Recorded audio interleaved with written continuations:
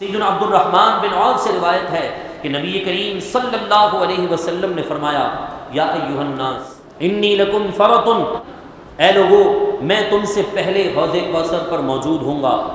جب تم حساب و کتاب دے کر فارغ ہو رہے ہوگے اس سے پہلے میں حوض کوثر پر موجود ہوں گا۔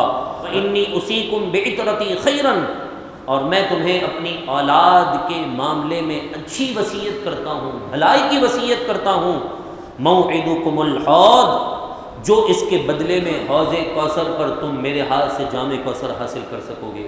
جو میرے خاندان والوں سے پیار کرے گا، قیامت کے دن امام حسین کے نانا محمد مصطفیٰ صلی اللہ علیہ وسلم اس محبت اہل بیت میں سرشار انسان کو اپنے ہاتھوں سے جام کوثر پلا رہے۔ نبی علیہ الصلوۃ والسلام نے فرمایا، حضرت ابو ہریرہ اس حدیث کے راوی صلی اللہ تعالی علیہ وسلم کا ارشاد گرامی ہے، فرمایا خیرکم خیرکم لأہلی من بعدی، میں تمہیں اپنے بعد اپنے گھر والوں کے متعلق خیر کی اور بھلائی کی وصیت کر رہا ہوں۔